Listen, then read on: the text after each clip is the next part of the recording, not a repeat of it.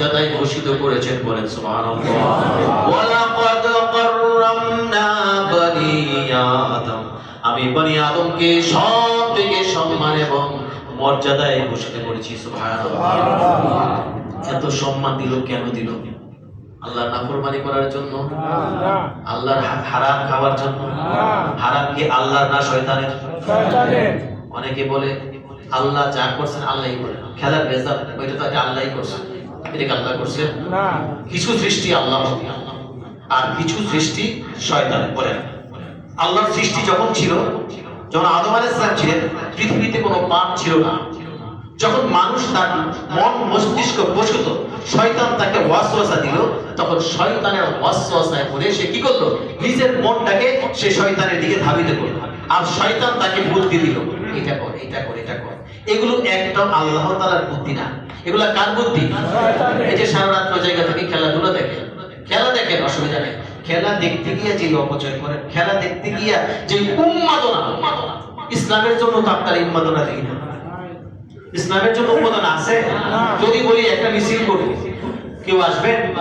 এই যে সংসদ ভবনে, সংসদের মধ্যে নাম যেন কি আনোয়ারুল হক না কি যেন, কওমি মাদ্রাসা নিয়ে তিনি প্রচন্ড ভাবে ওনার ক্ষোভ প্রকাশ করেছেন।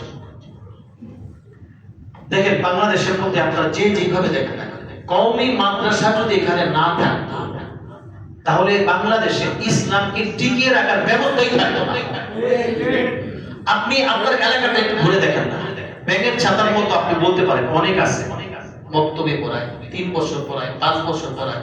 এই 3 বছরের 5 বছরে ওই ছেলেটা যা শিখতেছে ওর মধ্যে যে আদব কায়দাটা আছে, আপনি অন্য স্কুল কলেজ ইউনিভার্সিটি বা আমাদের আলিয়া মাদ্রাসা, আমিও আলিয়া মাদ্রাসায় পড়ছি, আমি কওমি মাদ্রাসার ছাত্র, মূলত আমি আলিয়া মাদ্রাসায় পড়াশোনা করছি। তো এই যে তাদের সাথে আর তাদের যে পার্থক্য, অনেক বিশাল পার্থক্য। আমাদের কিছু ভুল আছে কওমি মাদ্রাসার সিলেবাস সংক্রান্ত কিছু এডুকেশনের ব্যাপারে, এগুলা আস্তে সমালোচনা করবেন, এগুলা যাতে সংশোধন হয়ে এটা আধুনিক এবং যুগোপযোগী হয়, এটা আমরা এখন কামনা করি। আমি নিজেও এটা সবসময় বলি, আমাদের অনেক কিছু ভুল আছে, কিন্তু ওনাদের মধ্যে ভুল ভ্রান্তি যদি থাকে সেটা হলো হাত আগে দুইটা একটা, আর আমাদের অন্যান্য যারা আছেন সবার মধ্যে ভুল হলো প্রায় 80-90%। কথা কি ভুল বললাম ভাই? আপনি একটা মাদ্রাসার ছাত্র, এই যে এখানে একটা মাদ্রাসা আছে, জানি মাদ্রাসা, আশ্রম মাদ্রাসা যান, তারপরে সামনে এখানে মাদ্রাসা, ডানে বামে এইখানে ওই যে কি বলে সন্টেক মাদ্রাসা, মহিলা মাদ্রাসা আছে, সবগুলা মাদ্রাসায় যান, গিয়ে দেখেন তাদের আদব কায়দা, চলাফেরা, লেহাজ, তারা টেলিভিশন তাদের প্রত্যেকটা ইয়ের মধ্যে আছে তো ভাই? মাদ্রাসায় আছে? কোন মাদ্রাসায় কোন মোবাইল ছাত্ররা ব্যবহার করতে পারে? মানে আপনি মেশকাতের আগে আপনি মোবাইল ব্যবহার করতে পারবেন না মাদ্রাসায়। আপনি কি মনে করছেন কওমি মাদ্রাসায়? তো কওমি মাদ্রাসা এই যে মানুষদেরকে ইসলামের পথে রাখার জন্য যে মূল নীতিটা, এটা কওমি মাদ্রাসায় দিয়ে থাকে।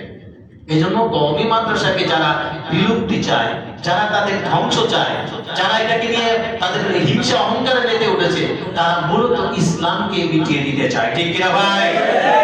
এজন্য আমার প্রিয় ভাইরা, কওমি মাদ্রাসা যদি সংশোধন আমরা করতে চাই, আমরা সমালোচনা করব, কিন্তু তাদেরকে সরিয়ে দিয়ে নয়। এই যে আপনার বাচ্চাটাকে আপনি দিচ্ছেন 3 বছর 5 বছর, আপনি দুইটা ছেলেকে একসাথে রাখবেন, দুইটা ছেলের মধ্যে দেখবেন তাদের চলাফেরা, কথাবার্তা, আচার আচরণ, উঠা বসা সব কিছুর মধ্যে একটা বিশাল পার্থক্য।